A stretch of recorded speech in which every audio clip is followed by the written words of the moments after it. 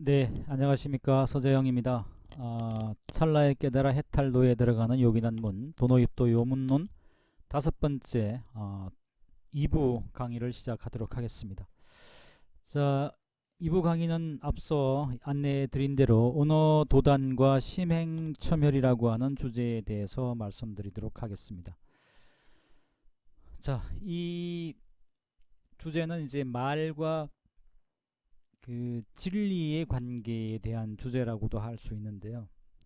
이런 내용들은 이제 뭐 동서고금의 그 여러 성인들의 그 한결같은 그 주제였고, 불교에도 이 문제에 대해서 아주 그 많은 논변이 진행되고 있습니다. 진행되어 왔습니다. 자, 우리가 잘 알다시피 이제 그 노자의 경우 한번 언급드렸죠. 언자부지 그 언어적인 설명을 이렇게 막 진리를 설명하는 사람들은 이게 진짜 도를 하는 건 아니다. 그리고 지자불은 정말 도를 아는 사람은 그 진리를 말로 설명하려고 하지 않는다라고 하는 이런 대목 있지 않습니까? 공자님도 역시 이제 그런 말씀을 하고 있는데요. 그런 말을 다 할 수 없다 그랬습니다. 부지는 글로서 이 표현하고자 하는 그 마음에 있는 그걸 글로서 다 표현할 수 없죠. 또 그렇다고 해서 이게 말은 또 다 할 수 있냐, 말은 마음을 다 낼 수 있냐, 자기 마음속에 있는 말을 또 글로 다 표현할 수가 없죠. 그래서 말은 뜻을 다 담을 다 할 수 없다, 부진의라고 이렇게 공자님도 말씀하셨어요. 그러니까 우리가 사춘기 때 어떤 누구에 대한 어떤 그 사랑의 감정을 느꼈다. 근데 그 사랑의 감정을 아무리 구구절절 연애 편지를 쓰고 그걸 표현하려고 해도 말로써 그 자기 마음속에 그 바다와 같은 우주와 같이 출렁이는 그 감정의 여우를 담아낼 수가 없죠. 그러니까 여기 이제 언부진이라고 공자님도 말씀하신 거죠. 말은 그것이 아무리 화려하고 아무리 넘친다고 할지라도 자기 마음속에 있는 내면을 다 담아낼 수 있는 건 아니다. 그러니까 이게 말이 대단히 그 제한적이고, 이 심지어는 마음을 담아내는 데도 제한적인데 진리를 말로 표현한다라고 했을 때 얼마나 더 제한적이겠습니까? 그래서 이제 이 말과 진리에 대해서는 그 말 자체를 진리이거나 그 말 자체가 어떤 진재라고 봐서는 안 된다는 거죠. 말은 하나의 수단인 거죠. 태초에 말씀이 있었다. 그 태초에 말씀이 있었고, 태초에 그 말씀으로부터 어떤 그 신적인 존재가 형용이 되고, 신적인 존재의 말로 인해서 권능이 부여되고, 뭐 이런 것들이 하나의 그 종교적인 현상이잖아요. 그래서 이제 막스 밀러 같은 사람은 종교는 그 언어적 질병이라고까지 얘기를 했는데, 어떻게 바라보면 이게 우리가 믿는 어떤 그 초월적인 그 종교적 대상도 다 이게 말이 만들어냈던 어떤 그 수사 하나의 표현일 수 있고, 그렇지만 그 자체가, 말 그 자체가 진리 당체가 아니기 때문에 진리를 표현 못했죠. 하나의 그냥 그 어떤 개념 속에 가두는 것에 불과했죠. 그래서 그 개념 속에 가둔 개념을 곧바로 언어로 진술한 어떤 그 개념을 곧바로 진리로 받아들이거나 그것을 어떤 실체로 받아들이고, 거기서 모든 착각이 생기기 때문에 금강경에서도 계속 그와 같은 언어적 개념의 그 언어적 개념이라는 그 상을 매개로, 마음속에 있는 그 심상을 매개로 사유가 지정이 되지 않습니까? 그걸 끝없이 부정해 나가는 것이 금강경의 파상의 하나의 그 논리죠. 상을 깨 나가는 것.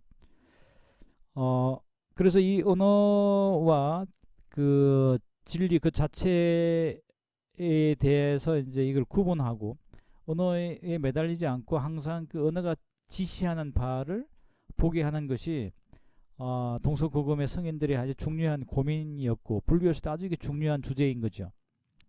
그래서 언어는 진리를 지시하는 하나의 그 수단일 뿐이고, 그 진리 그 자체는 제1위제가 아닌 거죠. 그래서 장자에도 이제 이런 말씀이 나오죠. 덕음앙전, 물고기를 잡았으면 통발을 잊어야 된다는 겁니다. 그리고 덕토망제, 토끼를 잡았으면 올가미를 잊어버려야 된다는 겁니다. 올가미를 들고 있고 통발을 들고 있는 것은 아직까지 물고기를 잡지 못한 사람이 한 일이죠. 그렇죠. 물고기를 잡은 사람은 자기가 목적하는 바가 물고기였고, 토끼를 잡은 사람은 목적하는 바가 토끼였기 때문에 그 통발이나 올가미에 국집하지 않습니다. 목적하는 바가 바로 물고기나 그 토끼이기 때문에. 그래서 물고기를 잡은 사람은 통발에 연연해서 안 되고, 토끼를 잡은 사람은 이 그 올가미에 연연해서는 안 된다. 그래서 나온 말이 바로 이 덕음앙전이고, 덕토망제라고 하는 내용도 결국은 이 언어와 이 진리의 문제 뭐 이런 것으로 이제 확장이 되거든요. 그걸 이제 확장시킨 사람이 바로 이제 왕필입니다. 그 현학의 대가의 왕필인데, 왕필을 보면 이렇게 설명하죠. 올가미는 토끼를 잡는 것이니 토끼를 잡으면 올가미를 잊고, 여기 이제 덕토망제고요. 통발은 고기를 잡는 것이니 고기를 얻었으면 통발을 잊어야 하는 것 같다. 덕음망전이죠. 자, 여기서 이제 말과 이 통발의 관계가 나옵니다. 말은 상의 올가미요.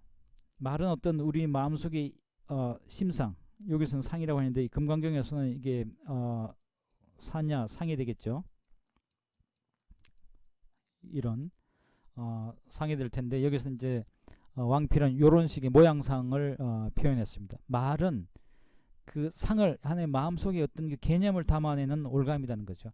말이라고 하는 그 통발, 말이라고 하는 올가미로, 따뜻하다라고 하는 이런 그 하는 말이라는 올가미로 하나의 그 개념을 낚잖아요. 그래서 말은 상의 올가미요. 바로 이 상은 또 의미를 전달한다고 했을 때 그 마음, 그 의미의 통발이다 이렇게 얘기를 했습니다. 그래서 그 개념으로 금강경에서는 이제 요 상으로서 하나의 의미를 이렇게 또 이제 납포를 하죠. 자, 여기서 이제 이런 까닭에 말을 간직하는 자는 상을 얻은 것이 아니요. 아직까지 말에 매달려 있는 것은 그 말을 통해서 얻고자 하는 그 목적에 이르지 못했다는 겁니다. 그래서 맨날 말을 하고 말과 싸우는 사람은 아직까지 말이 지시하는 그 경지에 이르지 못했다는 것이죠. 또 상을 간직하는 마음의 그 심상이나 개념의 개념, 뭐 이데올로기나 이런 것도, 이념 이런 것도 다 상이겠죠. 그런 것을 목매달고 있는 사람은 진짜 의미, 진짜 의를 얻지 못하는 것이다. 이렇게 이제 왕필은 이야기하고 있습니다. 결국 여기서도 말과 진리를 담아내는 문제에 대한 고민들이, 이게 장자, 노자, 공자, 노자, 뭐 왕필, 이런 중국 철학의 아주 중요한 의제들이었죠. 자, 이런 것이 불교에도 고스란히 그런 고민으로 남아있고, 왜 이런 고민 불교에서 특히 많이 했냐면, 중국 철학보다 불교가 더 이런 고민을 많이 하는데, 언어와 진리의 문제. 왜 그런가 하면 중국 철학은 한문 그 자체로 그 자기들의 사상을 표현했습니다마는, 불교는 산스크리트를 중국어로 번역을 해야 했습니다. 그러니까 그 말이 갖는 질서, 말이 갖는 개념 이런 걸 정확하게 번역한다라고 해서 진리가 번역될 것인가, 아니면 그 말의 질서를 깬다고 깨는 한이 있어도 뭔가 그 경전이 지시하는 의미를 바로 전달할 것인가, 이런 문제는 역경가들에게 아주 중요한 핵심적인 고민이었기 때문에, 이 말의 문제 이런 것들은 불교에서도 고민이 깊었죠. 자, 성철 스님께서 우리 그 책에서 인용하고 있는 법화경에서도 이제 중요한 이런 말씀이 나왔죠.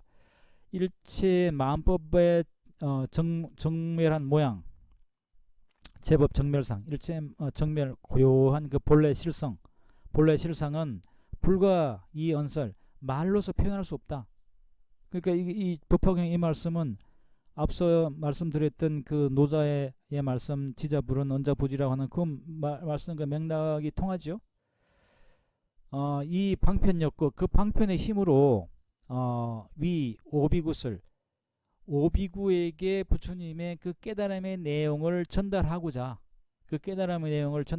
하나의 그 마치 토끼를 잡는 그 올가미처럼, 물고기를 잡는 통발처럼 그런 방편으로서 의미를 담기 위해서 말을 쓰셨다, 이런 얘기입니다.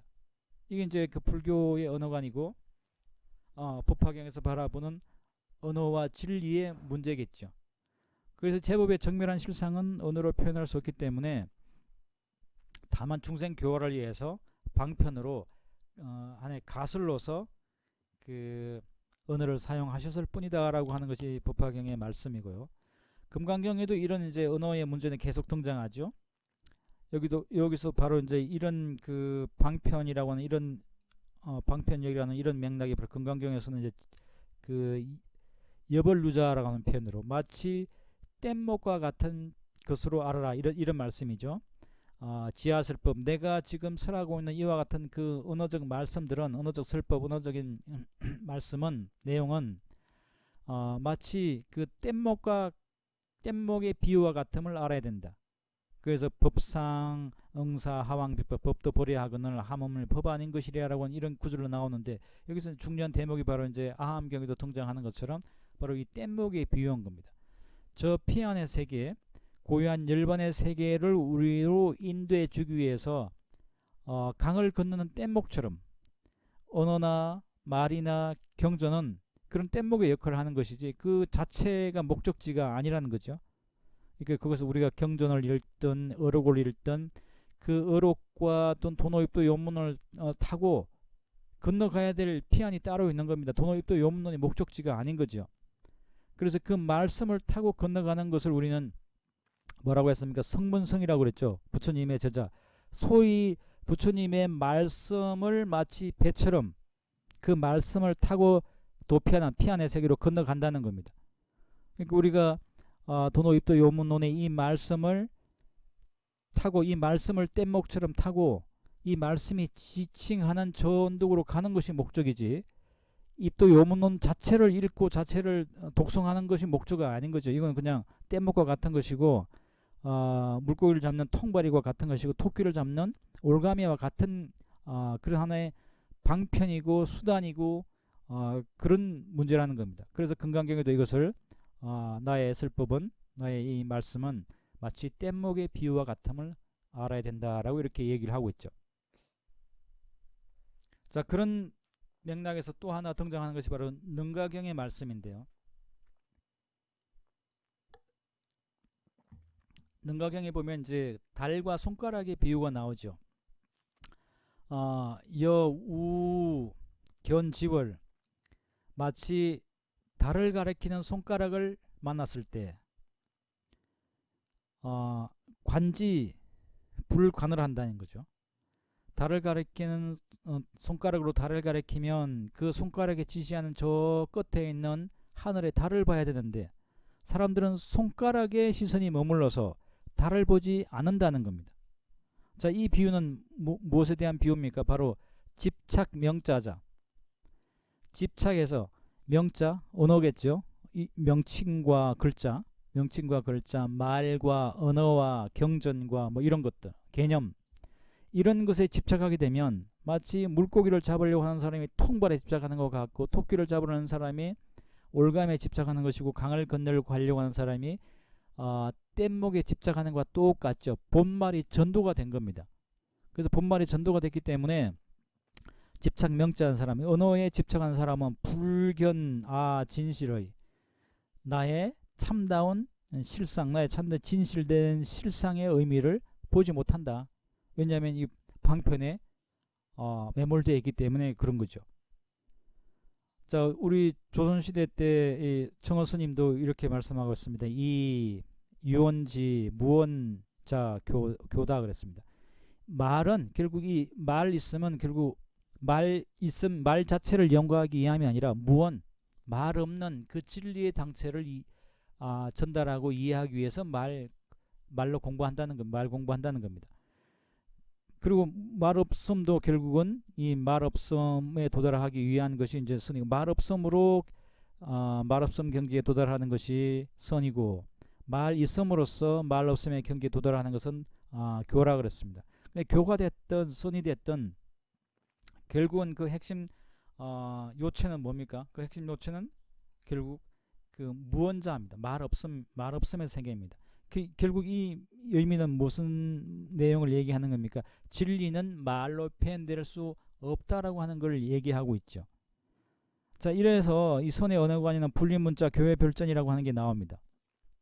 진리는 문자를 세우지 않고 부처님의 가르침 밖에 따로 전한다. 왜냐하면 이 경전과 언어와 어록과 모든 언어적인 진술들은 달을 가리키는 손가락과 같은데 사람들은 계속 그 손가락에 머물러 있고 말고 통발에 머물고 올가미에 머물고 뗏목에 집착해 있기 때문에 순사들은 아예 그냥 그 통발을 깨버리는 겁니다. 손가락을 잘라버리는 거죠. 그리고 위층으로 가서 사다리를 부셔버리는 겁니다. 그래서 그런 것에 더 이상 매달릴 대상을 제거해버리는 거죠. 매달릴 대상을 제거해버리면 오히려 뭘 봅니까? 본래 보아야 될 그 진리의 당체로 눈을 돌리게 되겠죠. 근데 정말 지혜로운 사람이라면 진리의 당체로 눈을 돌리겠습니다만은 그렇지 않은 사람은 말까지 사라져 버렸으니까 오히려 더 방황하게 되는 것이 또 이 선이 갖고 있는 언어관인데요. 자, 이런 것들을 배경 지식을 갖고 그러면 도노입도 요문론에서는 이 말과 의미와 말의 관계를 어떻게 설명하는지를 살펴보도록 하겠습니다.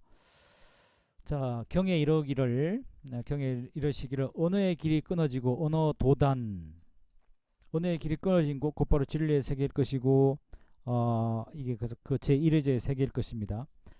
심행처멸, 마음이 가는 곳이 소멸했다, 사라졌다라고 하는데 그것이 어떤 뜻입니까? 무슨 뜻입니까? 언어 도단 심행처멸이나 어떤 뜻입니까? 라고 하는 질문입니다. 자, 답변이죠. 이언현의 말로서 뜻을 드러내는, 말로서 뜻을 나타내매 뜻을 얻으면 말이 끊어지니. 자, 이 앞에서 그리고 왕필의 덕이망언이라고 하는 그 맥락과 지금 상통하는 말씀이죠. 말로서 뜻을 드러내기 때문에 말이 하는 역할, 말의 역할, 경전의 역할, 글자의 역할은 결국은 그 글자와 말과 경전에 실어 보내고자 하는 의미를 얻는 데 있다는 겁니다. 그래서 그 의미를 얻었으면 굳이 경전에 매달릴 필요 없다, 이런 얘기겠죠. 그리고 뜻이 곧 공함이요 공함이 곧 도인지라 도는 곧 말이 끊어진 까닭에 언어의 길이 끊어졌다라고 하느니라, 이렇게 설명을 했습니다.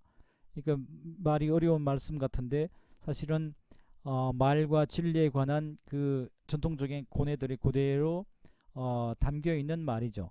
첫 번째가 이언현이라고 그랬습니다. 이 말로써, 이언 말로써 현이 의미를 드러낸다 그랬습니다. 그러니까 그 법화경에 뭐라고 그랬습니까? 하나의 경전이라고 하는 것은 의미를 드러내기 위한 방편역이었다. 오비구에게 불법을 설명하기 위한 방편으로서 말을 설명했다라고 했죠. 마찬가지로 이연, 현이, 말이라고 하는 것은 그 의미를 드러내기 위함이다. 그래서 의미는 말에 의지해서 드러나는 것이죠. 의미를 전달하려면 이제 말이 필요합니다. 그래서 이연, 현이 이 단계에서는 말은 필요한 겁니다. 말은 하나의 작용으로서 필요한 거죠. 그래서 이 단계는 유언의 단계입니다. 말의 단계죠. 말로서 어떻게 하면 진리를 왜곡하지 않고 있는 그대로 전달할 것인가, 이 단계가 바로 이연현입니다. 말을 잘 적확하게 사용해서 참다운 진리의 의미를 전달하는 것이 이제 바로 이 단계죠. 그래서 이 이연현의 단계는 바로 교회 세계이기도 한데 이 이연현의 단계는 말로서 의미를 전달하는 단계이기 때문에 말이 없으면 안 됩니다. 여기서는 말을 적확하게 슬기롭게 말을 잘 해야 돼요. 그래서 가능하면 그 말이란 뗏목에 의미를 고스란히 잘 담아서 저 피안의 세계에 우리의 마음이 도달할 수 있도록 그 말을 잘 써야 되는 겁니다. 그러니까 말을 완전히 부정하지 않는 거죠. 이연현이 말로써 의미를 전달한다라고 했기 때문에 이 단계에서 말은 뗏목이 되는 것이고 통발이 되는 것이고 올가미가 되는 것이고 사다리가 되는 겁니다. 근데 저 언덕에 도달하고 물고기를 잡고 토끼를 잡았으면 어떻게 될까요? 덕이 망언해야겠죠. 덕의 절원인 왕필은 이제 덕의 망언이라고 했는데 의미를 얻었으면 말을 잊으라고 그랬는데 여기도 비슷하게 되어 있습니다. 덕의 언절, 이 거꾸로 도치대가 있죠. 뭐 글자는 조금 다르기도 합니다만은 의미를 얻었으면 말을 끊어야 된다 그랬어요. 그러니까 의미를 취했으면 물고기를 잡았으면 통발이 필요 없고 토끼를 잡았으면 올가미가 필요 없듯이 그 경전과 어록과 말이 담고 있는 의미를 취했으면 이제 그 말에 매달려 있어서는 안 되는 거죠. 말은 이미 전달할 바를 다 했고 우리를 저 피안의 세계로 인도해 이미 데려다 줬기 때문에 우리는 그 피안의 논의를 해야지 다시 그 말이라고 하는 배를 타고 이쪽에 차 안으로 돌아오면 안 되는 것이겠죠. 그래서 이 단계에서는 더 의했기 때문에 의미를 취했기 때문에 더 이상 말에 국집하거나 말에 매달려서는 안 된다는 겁니다. 이 단계는 이제 무언의 단계입니다. 무의 단계죠. 여기 유의 단계고, 이 말이 있음의 단계고, 여기 교학의 단계고, 여기는 말 없음의 단계고, 선의 단계겠죠. 그래서 이 무언의 단계는 의미를 얻었으면 언절 말을 끊어야 되고, 덕이 망전해야 되고, 덕도 망제해야 되는 그런 단계이기 때문에 의미를 얻고도 의미를 전달하기 위해서 말을 다 들어놓고도 의미는 팽개쳐버리고 달을 가리키려고 손가락을 지시를 했는데 달은 잊어버리고 그래서 손가락만 보거나 한다라면 이건 주객이 전도된 것이고 이게 뭔가 앞뒤가 바뀐 거죠. 그래서 진짜 의미를 얻고자 한다라면 말이 지시하는 바대로 달을 볼 것이고 토끼를 잡을 것이고 저 언덕으로 건너갈 것이지 그 뗏목에 불과한 말에 매달려서는 안 된다는 겁니다.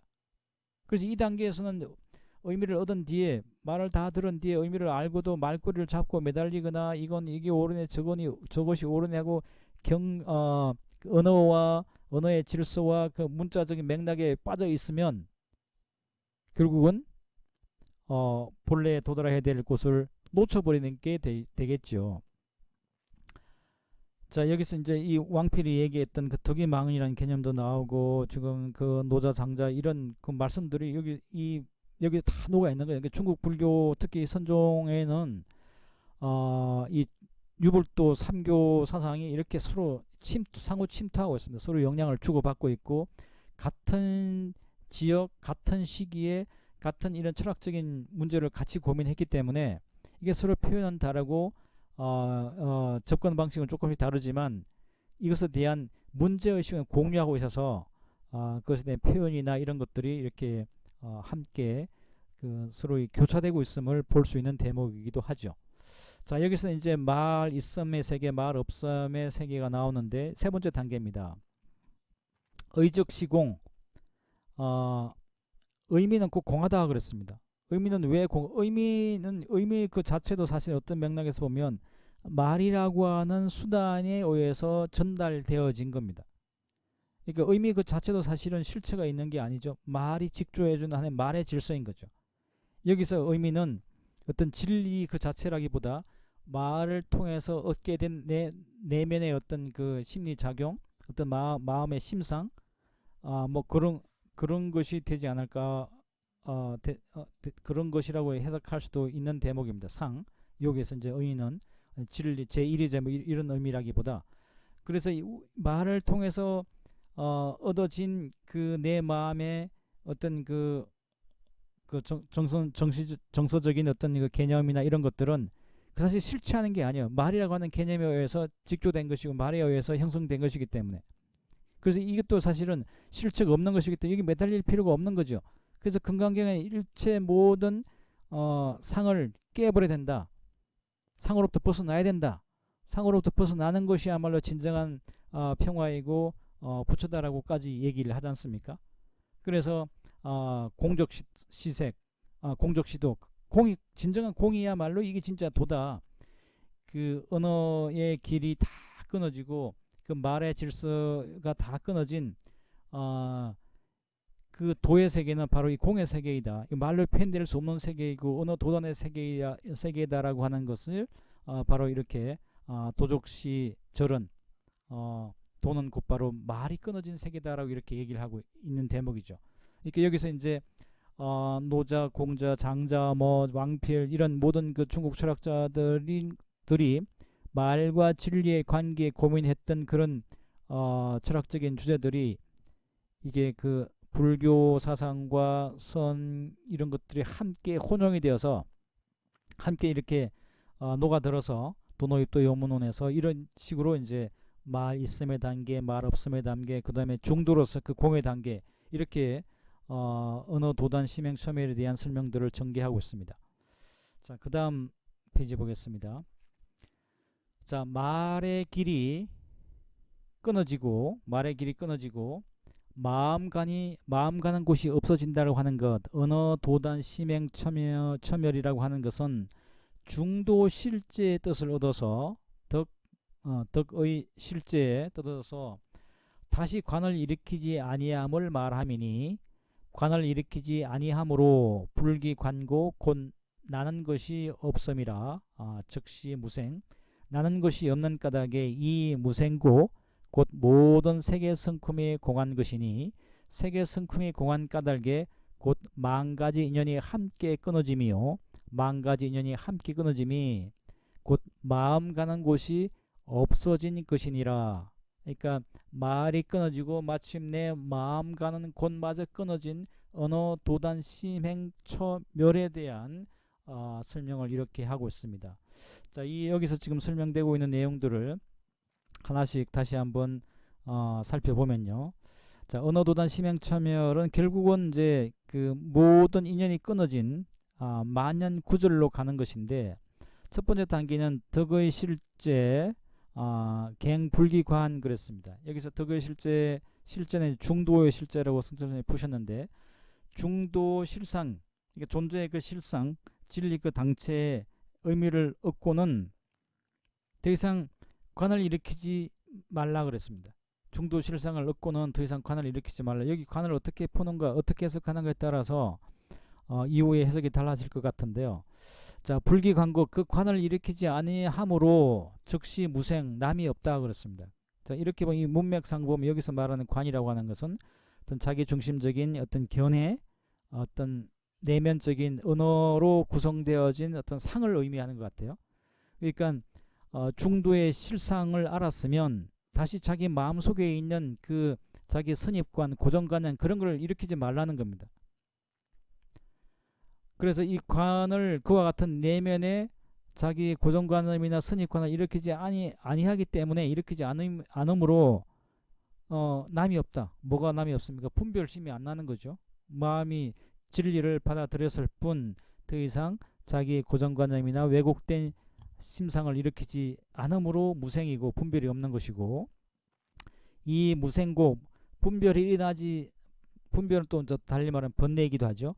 분별 번뇌가 일어나지 않기 때문에, 즉 일체 색성공, 일체 모든 세계 성품이 공하다 그랬습니다. 일체 모든 세계 성품이 공하다라고 하는 것은 결국 내가 대상을 바라보는데 그 마음이 공함으로 어떤 좋은 자를 보거나 아름다운 사람을 보거나 그리고 탐스러운 물건을 봤을 때 그것이 나를 현혹하지 않은 그 성품이 공이란 이런 맥락으로 볼 수 있죠. 그래서 번뇌가 남이 없으므로 모든 색이 공한 것이 되고, 색성공고, 그 색의 본질이 색의 성품이 공하기 때문에, 즉 만연구절, 색의 성품이 공을 알았으니까 더 이상 이런 인연 저런 인연에 내가 끄달리거나 그런 인연에 내가 속박될 일이 없죠.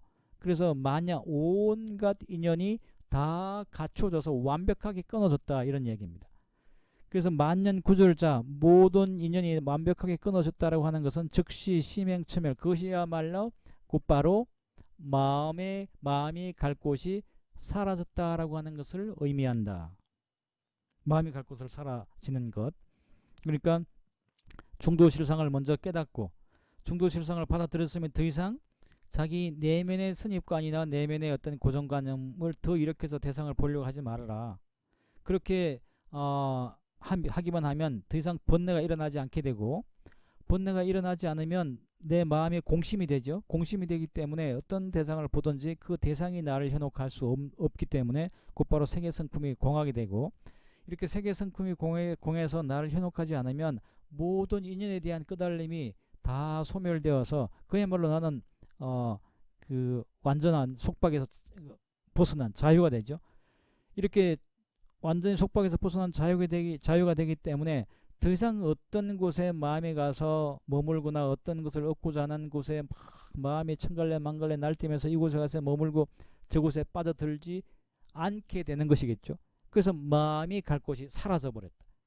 더 이상 실상을 깨달아서 더 이상 자기 중심의 어떤 그 아상을 일으키지 않고 아상을 일으키지 않으려 하면 본내가 일어나지 않고, 본내가 일어나서 마음이 텅 빈 공성이 되면 색을 바라볼 때 그 색을 색으로 보지 않고 색을 텅 빈 공으로 바라보기 때문에 더 이상 그 색이 나를 회복하거나 유혹할 수가 없죠. 그러면 저절로 온갖 인연에 대한 유혹이 싹 끊어진다. 온갖 인연 유혹에 대한 것들이 싹 끊어지니까 더 이상 내 마음이 달려가서 아름다운 사람에게 머물고 멋진 자동차에 머물고 명품에 머물고 그럴 일이 없는 거죠. 내 마음이 가서 머물러야 될 곳이 사라져 버린 겁니다. 여기서 이제 내 마음은 진정한 자유, 해탈을 얻게 되는 것이죠. 그것이 언어의 길이 끊어지고 마음이 갈 곳마저도 끊어진, 그러니까 완전 자유, 완전 해탈의 경지에 이르렀음을 나타내는 표현이 바로 언어 도단, 심행처멸인데요. 자, 보통 이제 우리 사람들은 그 언어의 길을 따라서 마음이 만들어집니다. 언어를 통해서 앞에서 그 왕필이 그렇게 얘기했지 않습니까? 말은 그 상을 잡는 하나의 그 심상, 마음의 이미지를 잡는 통발이라고 그랬죠. 그 마음의 이미지는 바로 의미를 전달하는 통발이라고 이렇게 풀었습니다. 그러니까 언어라고 하는 그 뗏목에 의해서, 언어라고 하는 통발에 의해서 뭐가 생기는 겁니까? 바로 마음의 심상이 성립되죠. 마음의 어떤 이제 상이 만들어지는 겁니다. 이 말에 의해서 만들어진 정의라든지 뭐 행복이라든지 뭐 성불이라든지 부처라든지 이거 전부 다 말로 만들어진 거지 않습니까? 그야말로 형이상학적 주제이지 그것에 대응하는 어떤 실체가 있는 것이 아니죠. 지시도 아니고 이건 그냥 말이 만들어낸 형이상학적인 어떤 그 실체하지 않는 말 그대로 마음속의 심상인 겁니다. 그래서 이 언어에 의해서 이와 같은 심상이 만들어지는데 우리들은 그 심상을 자신의 마음이라고 착각하죠. 그런데 이런 관계라면 결국 언어의 길이 끊어진다라면, 언어 도전한다라면 어떻게 언어의 길이 끊어지면 이제 언어가 조용해낸 이런 심상도 깨지는 거죠. 심상이 깨진다라고 하는 것은 언어가 지시하는 어떤 집착의 대상도 사라지는 것을 의미하는 겁니다. 마음 갈 곳이 사라지는 것이겠죠. 그래서 언어가 끊어지면 마음 갈 곳, 언어가 만들어내는 온갖 분별 그 심소들이 끊어지면 마음이 집착의 대상으로 삼아야 될 것도 사라진다는 겁니다. 마음이 얼마나 많은 것들을 집착의 대상으로 만들어내면 그거 멋지다, 그 거룩하다, 온갖 화려한 수식을 만들어서 무언가를 우리 마음이 지향해야 될 바를 만들어내는 것이 언어잖아요. 그래서 그와 같은 그 요술을 부리는 언어가 끊어지면 마음이 갈 곳도 끊어지고, 반대로 마음이 공심이 되어서 일체 모든 대상을 바라볼 때 그것에 현혹됨이 없으면, 심행처멸이 되면, 마음이 갈 곳이 끊어져 버리면 더 이상 언어도 또 마음의 욕망이 있기 때문에 어떤 대상을 이렇게 아름답게 형용을 하잖아요. 근데 마음의 그와 같은 집착이 끊어지면 더 이상 어떤 대상을 보고 무엇이 멋지고 무엇이 훌륭하다, 무엇이 정말 황홀하다고 정의할 필요도 없어지겠죠. 그러면 또 언어 도단이 된다는 겁니다. 그래서 언어 도단이 말의 길이 끊어지면 그 말이 만들어내는 어떤 그 형이상학적인 목적지로 우리 마음을 끌어들이고 마음을 향하게 하는 그 목적도 사라지기 때문에 심행처멸이 되고, 마음이 가고자 하는 그 목적지, 다시 말해서 욕망의 대상이 사라지면 더 이상 말로서 어떤 대상을 아름답게 조용하거나 꾸미거나 어떤 효상을 만들어내지 않는다.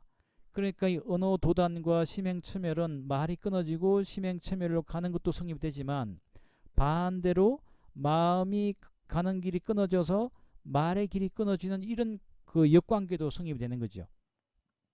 그래서 이 선과 악이나 흑과 백이나 아름다움과 추함이나 이와 같은 그 언어적인 상을 버리면 마음이 도달해야 될 내가 저것을 얻어야지 하는 것도 사라지지만, 반대로 마음의 공심이 되면 그와 같은 언어 행위도 사라진다. 이렇게 이제 볼 수 있는 대목입니다.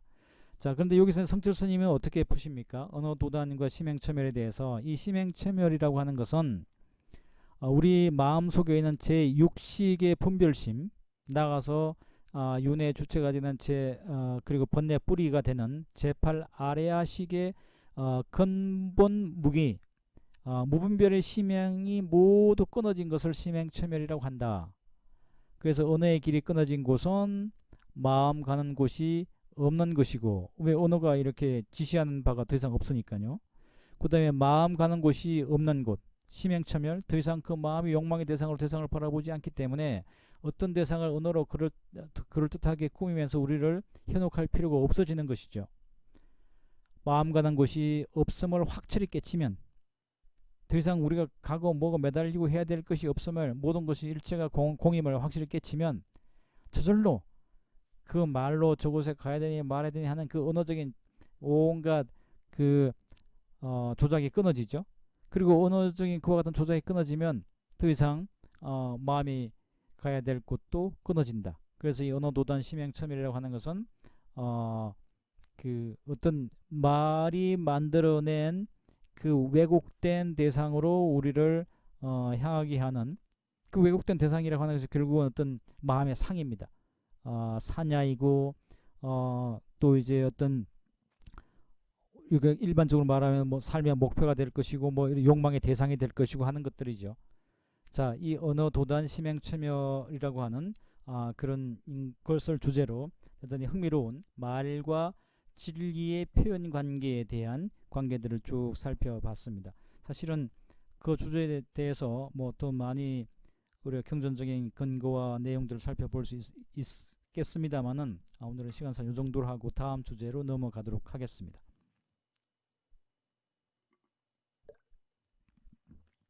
자, 다음은 120쪽입니다.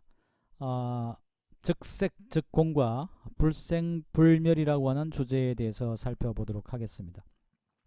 먼저 그 즉생즉공에 대한 문제를 먼저 보겠는데요.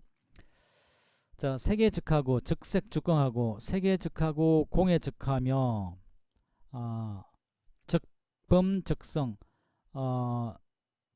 그 범부에 즉하고 성인에 즉하는 것이 도노입니까? 라고 이렇게 질문을 하니까 그렇다 그랬습니다. 세계 즉하고 공에 즉하는 것이 곧바로 도노다. 그리고 범부에 즉하고 성인에 즉하는 것이 곧바로 도노다 그랬습니다. 자, 여기서 이제 즉색즉공이라고 했는데요. 즉색즉공, 색이 곧 공이고 공이 곧 색이다라고 했습니다. 그러니까 색이라고 하나의 이 현상이죠. 물질적인 현상이고 여기서 공이라고 하는 것은 하나의 그 물질적 현상 너머에 있는 실상을 말합니다. 그러니까 이 말은 결국은 즉색즉공이라고 하는 것은 현상이 곧바로 공이고 실상으로서 공이 곧바로 현상이다, 이런 얘기가 되겠죠. 이걸 이제 반야신경에서는 색적시공 그렇게 표현되지 않습니까? 그래서 이 색을 공으로 전환할 필요 없이 바로 색이고 공이고 공이고 색이기 때문에 현상을 그 실상이라고 하는 공으로 전환할 필요 없이 이미 현상 속에 공이 다 내포되어 있다라는 거 하는 것이죠. 현상이라고 하는 색과 공이라고 하는 실상이 둘이 아니다라고 하는 이야기지 않습니까? 자, 이 말을 이제 사람의 관계, 도의 관계로 치환을 해서 설명하면 곧바로 즉범즉성이라고 하는 개념이 되는데, 즉 범부이고 즉 성인이다. 그러니까 범부가 곧 성인이고, 다시 말해서 범부가 곧 부처이고 부처가 곧 범부다, 이런 얘기가 되겠죠. 이걸 이제 달마 스님 어록에 보면 범성 동해일 그랬습니다. 범부와 성인이 동일하다, 그 얘기를 이 즉비의 논리로 본다라면 적범적성이 되는 것이죠. 자, 근데 이 적범적성이 왜 도노와 연결되는가?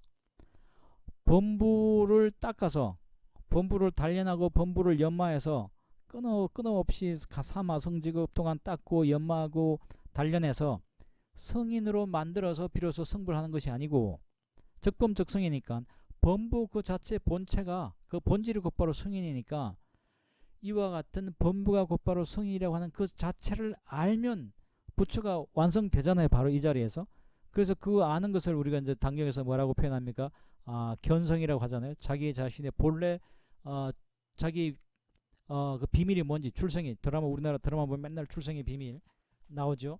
무슨 보통 출생의 비밀은 무슨 재벌가의 그 버려진 아들이고, 그래서 그 출생의 비밀을 알아서 갑자기 욕망의 환타지를 그 달성하는 것이 이제 드라마의 출생의 비밀이지만, 선에서 바라보는 출생의 비밀은 뭡니까? 우리들이 곧바로 부처님이라고 하는 그 부처님이 태어났다라고 하는 그 비밀을 가진 거예요. 그 비밀을 가졌는데, 내가 곧바로 부처라고 하는 그 비밀을 모르고 계속 밖으로 부처를 쫓아다니는 겁니다. 그래서 비밀이 밖에 있는 줄 알죠. 비밀이 밖에 있는 줄 알죠. 그렇지만 알고 보면 내가 곧바로 부처다라고 하는 것을 지시해주고 깨닫게 해주는 것이 바로 선의 길이고 불교의 길이죠.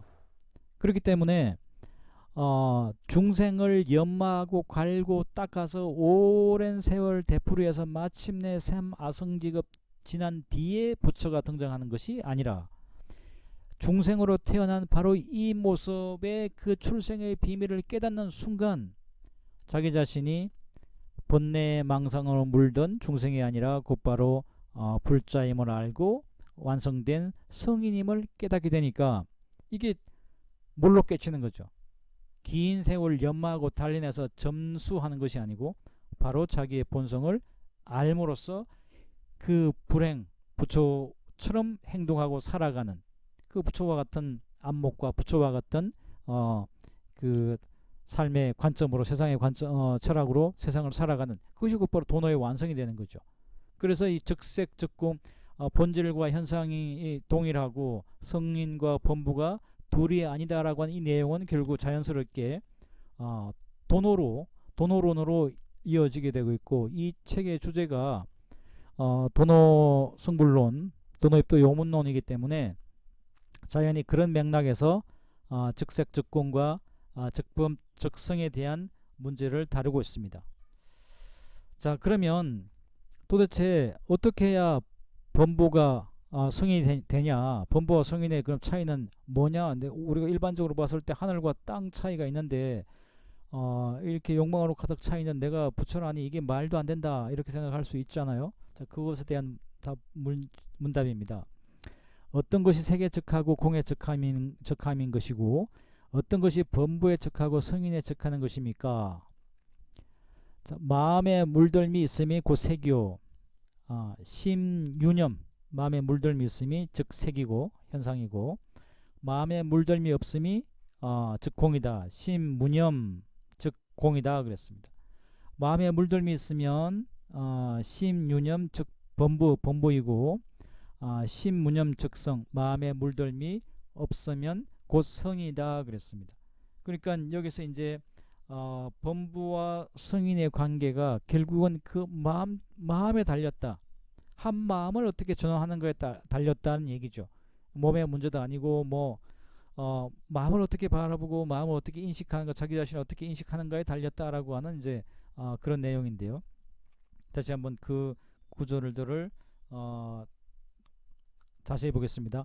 심유념, 마음에 물들미 있으면, 이 유념이라고 하는 것은, 연법이라고 하는 것은 육조 단계에 아주 중요한 주제지 않습니까? 물들미 있으면 중생이라고 그랬거든요. 여기도 똑같이 심유념, 마음에 물들미 있으면 즉 색이다 그래서, 마음에 물들미 있으면 곧바로 색은 바로 현상이고 그 본래를 의미하죠. 욕망의 대상이니까.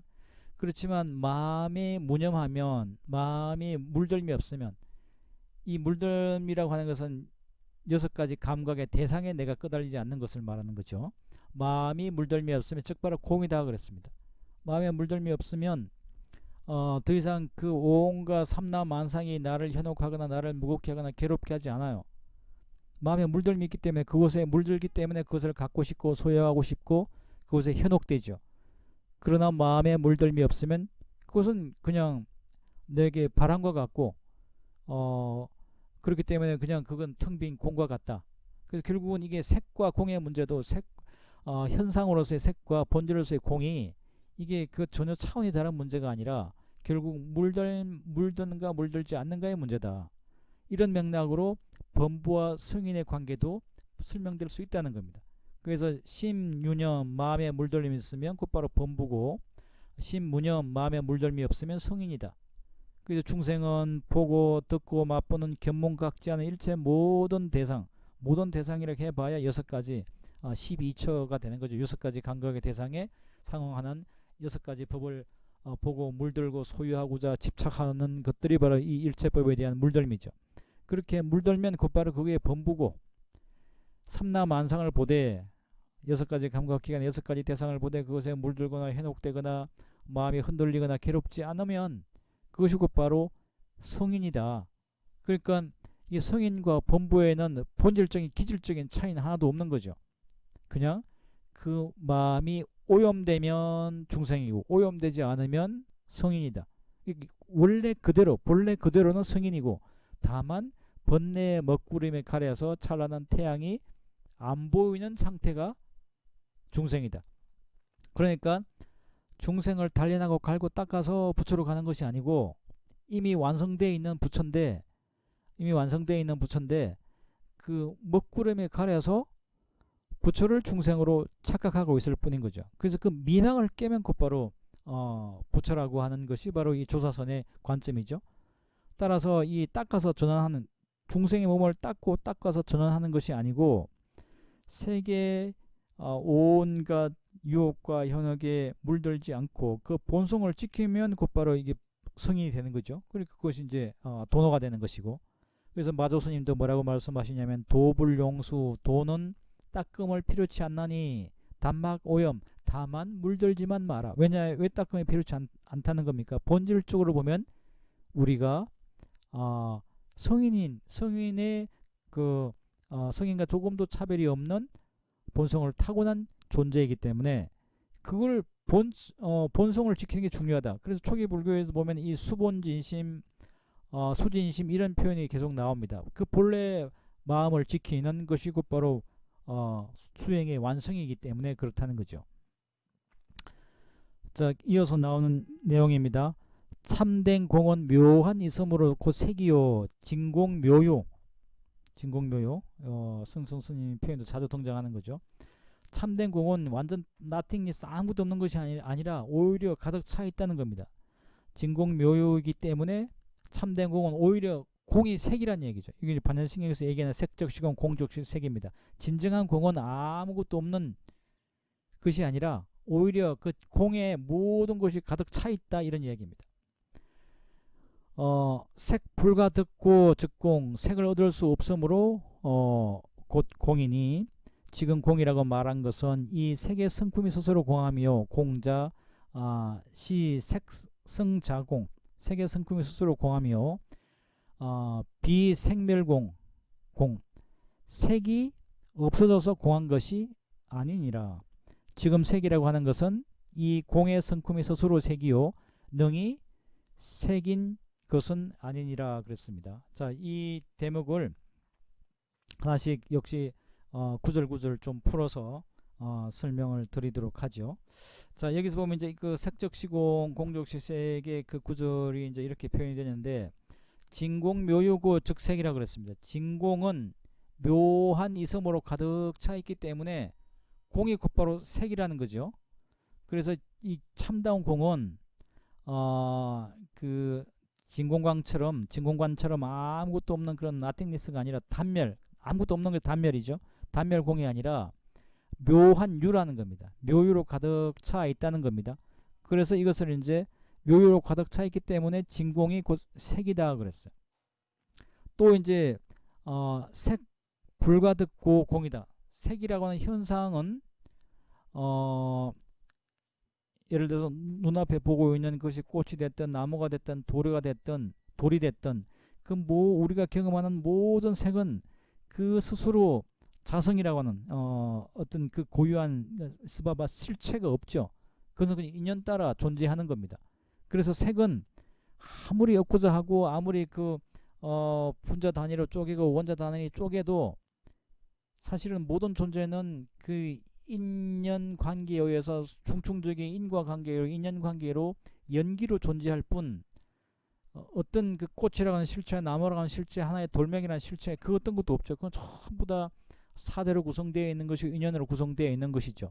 그래서 색은 불가득하기 때문에 그 실체가 없기 때문에 그 색의 본질이 공이라는 겁니다. 색의 그 본질이 공이죠. 그렇지만 공이라고 해서 이 공은 진공관처럼 아무것도 없는 그런 나띵니스가 아니라 이 진짜 공은 오히려 수많은 그 삼라만상을 다 함축하고 있다. 이런 얘기죠. 그래서 이런 말로 보면 공이 삼라만상을 함축하고 있기 때문에 공이 곧바로 색이 되는 것이고, 색은 그 본질을 추구하고 들어가면 들어갈수록 그 실체가 없는 무이기 때문에 색이 곧바로 공이 되는 것이죠. 여기서 이제 색적시공, 공적시 색이라고 하는 논리가 되는 겁니다. 그래서 이제 현상으로서의 색은 그냥 하나의 존재가 나타나는 현상이고, 그 다음에 공이라고 하는 것은 하나의 존재의 본질이 되는 거겠죠. 이렇게 되면. 그래서 색불이공, 반야신경에 색은 곧 공과 다르지 않고 공은 색과 다르지 않다라고 하는 공과 색의 이 그 등치 관계가 성립이 되죠. 자, 그 입도요문론의 내용을 그대로 빌자면 색성자공, 비생멸공 그랬습니다. 이 색의 성품이 스스로 공하다 그랬어요. 색의 성품. 아까도 말씀드렸듯이 꽃이나 나무나 이것은 아무리 꽃의 실체를 알고자 꽃을 분해하고 이해하고 분자 단위로 쪼개고 원자 단위로 쪼개고 밀입자 단위로 쪼개도 그 꽃이라고 하는 실체가 그 속에서 발견되지 않잖아요.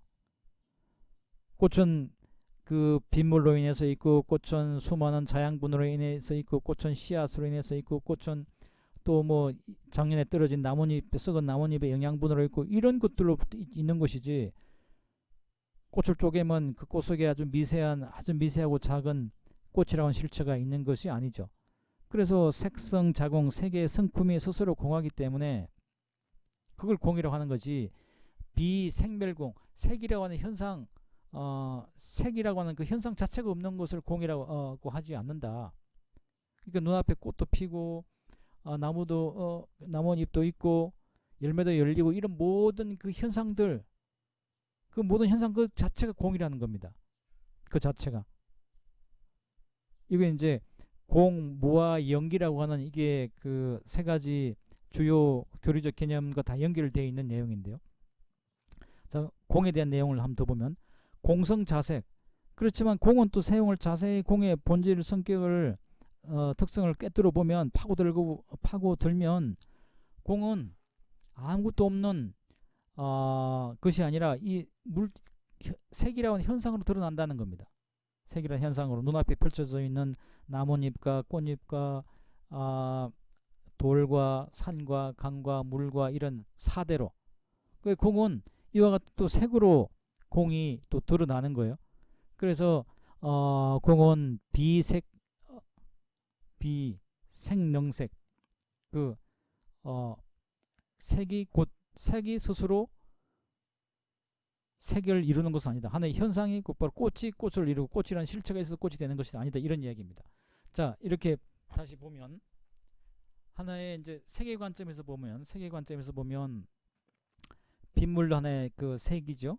그리고 그 식물을 자라게 하는 뿌리 밑에 있는 수많은 박테리아들, 그 다음에 그 작년에 썩었던 나뭇잎들, 그런 것도 하나의 전부 다 그 영양분들도 하나의 실체로 그 사물 현상으로서 그 색이죠. 그 다음에 그 씨앗도 하나의 색이죠. 자, 이것이 이제 하나의 색입니다. 근데 만약에 이와 같은 그 빗물과 자양분과 씨앗이라고 하는 각각의 그 색이 하는 현상들이 그걸 자기의 고유한 성품을 고집을 하면 어떻게 될까요? 나는 빗물의 실체를 그대로 유지할 거야. 그래서 빗물이 흩어지지 않고 계속 동그란 물방울로, 진주방울처럼 계속 땅에 땡글땡글 굴러다니고, 자양분도 나는 이대로 자양분으로서 그냥 정체성을 유지할 거야. 난 식물의 뿌리 속에 흡수되지 않을 거야 라고 하면서 토양의 알갱이로 남아있고, 그리고 씨앗도 나는 이 씨앗을 깨뜨리지 않을 거야. 난 씨앗을 영원히 유지할 거야 라고 해서 씨앗이 발하거나 터지지 않으면 거기에 새싹이 돋지 않고 꽃이 피지 않죠.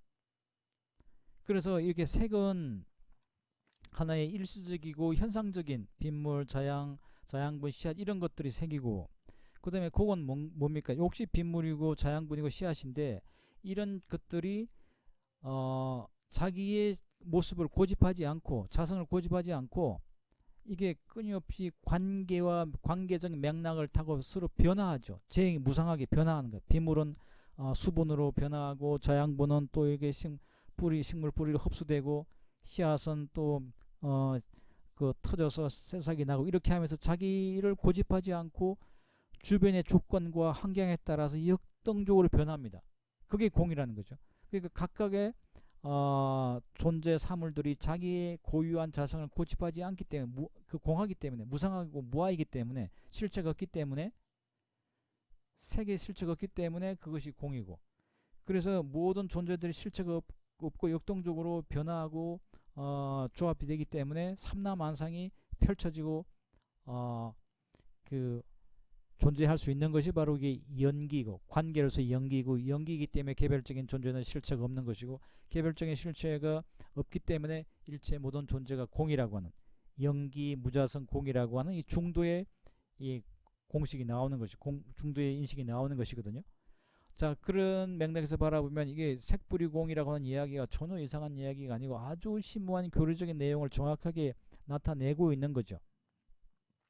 그래서 이 색과 공은 하나의 색을 현상이라고 그랬고, 공을 이제 본질이라고 했는데, 화엄 10편문에 보면 탁사현법 생해문이라는 표현으로 등장하고 있습니다.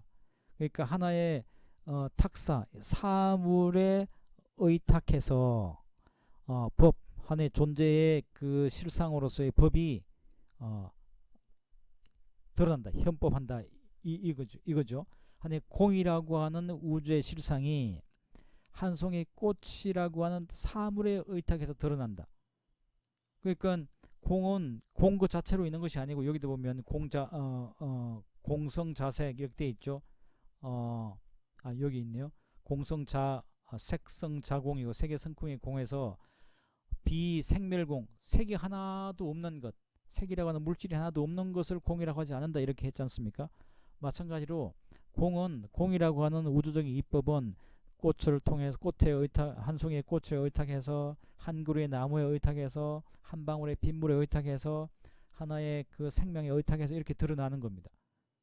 왜냐하면 그 모든 개별적인 개체들은 공하기 때문에 인연관계, 연계관계에서 끊임없이 역동적으로 전환이 되면서 생주이멸하고 생주개공하고 생명을 탄생시키고 생명을 유지하게 하고 무너지게 하고 소멸되게 하고 또 새로운 인연을 만들어내고 하는 이런 그 역동적인 존재의 관계가 곧바로 색이고 공의 관계거든요. 그렇기 때문에 색이라고 하는 현상에 의지해서 하나의 우주적인 이법, 연기법이 드러나는 거죠. 이건 이제 이 법은 공이고, 여기서 이 사는 색입니다. 색과 사의 관계고, 색은 공에 의존해 있고 공은 색에 의존해 있어 서로 역동적으로 변환하고 전환해 가는 것이 이 색적시공, 공적시 색의 세계이고, 여기서도 이제 그런 관계를 이렇게 쭉 설명하고 있죠. 자, 그 다음에 이제 불생불멸인데 오늘 시간이 좀 지났습니다만은 요까지만 설명드릴까요? 간단하게 설명드리겠습니다. 자, 경에 이러기를 나지도 않고 없어지지도 않는다. 불생불멸하다고 하니 어떤 법이 나지도 않으며 어떤 법이 없어지지 않는 것입니까? 자, 이거는 이제 그 앞에서 제가 설명드렸던 교학적인 설명보다 이게 불생불멸에 대해서 아주 지극히 선적으로 푼 내용입니다. 앞에 있는 색불이공 공불이색, 이 내용은 교학적인 그 연기무자성 공이라고 하는 교학적인 논리와도 이렇게 맥락이 통하는 설명이고, 여기서 지금 그 불생불멸이라고 이 내용은 그런 맥락에서 불생불멸이 아니라 그야말로 이 나지도 않고 멸하지도 않는다라고 하는 글자의 의미를 따서 선적인 의미로 재해석하고 있는 대목이 바로 이 대목입니다. 그러니까 보면 불생불멸, 불선불생, 착하지 않음, 올바르지 않음이 나지 않는 것이 불선이 불생이고, 그 다음에 선법 불멸이다. 착한 법이 사라지지 않는 것이 불멸이다. 그래서 불생불멸을 착하지 않은 악한 것은 나지 않고 선한 것은 소멸되지 않는 것이 불생불멸이라고 아주 새롭게 정의를 하고 있는 대목이죠. 자, 어떤 것이 착함이며 어떤 것이 착하지 않은 것입니까? 착하지 않음이란 염노심이요, 착한 법이란 염노심이 없습니다. 다만 염노가 없으면 곧 착하지 않음이 나지 않음이고 염노가 없음을 얻었을 때 곧 청정하고 둥글고 밝아 담연이 항상 고요해서 마침내 움직이지 아니하므로 착한 법이 없어지지 않는다고 하는 것이니 이것이 곧 나지도 아니하고 없어지지도 아니하는 것이다. 이렇게 이제 풀었는데요. 하나의 구절 하나씩 살펴보면 이렇습니다. 자, 불생불멸을 이렇게 풀었죠. 불선자시 염노심, 불선 착하지 않음. 다시 말해서 나쁨이라 할 수 있는데 여기서는 악으로 표현하지 않고 그냥 불선이라고 했습니다. 착하지 않음이란 염노심을 말한다. 염노심 뭐예요? 대상에 물들고 경계에 물들어서 마음에 번뇌가 일어나는 것이 바로 염노심이죠.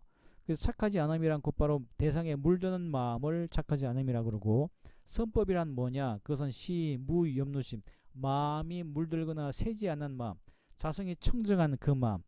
그러니까 대상에 물들고 욕망을 일으키는 것이 불선이라면 선법이라고 하는 것은 자기의 본래 청정한 자기 자성을 지키는 것이 그 선법이라고 그랬습니다.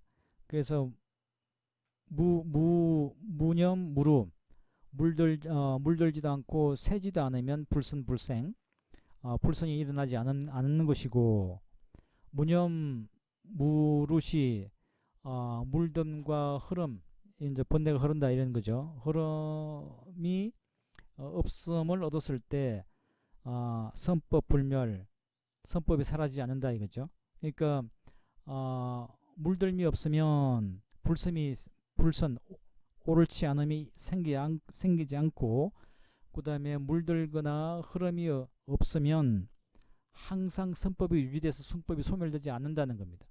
그래서 이 불생불멸이라고 하는 것은 선법은 소멸하지 않고 악법은 일어나지 않는 그것을 불생불멸이라 한다. 그래서 이 교리적인 설명보다도 이 불생불멸이 갖고 있는 그 글자적 의미를 차용을 해서 항상 그 선함을 지키고 악함이 일어나지 않도록 하는 것으로 해석하는 대목이 바로 여기에서 불생불멸입니다.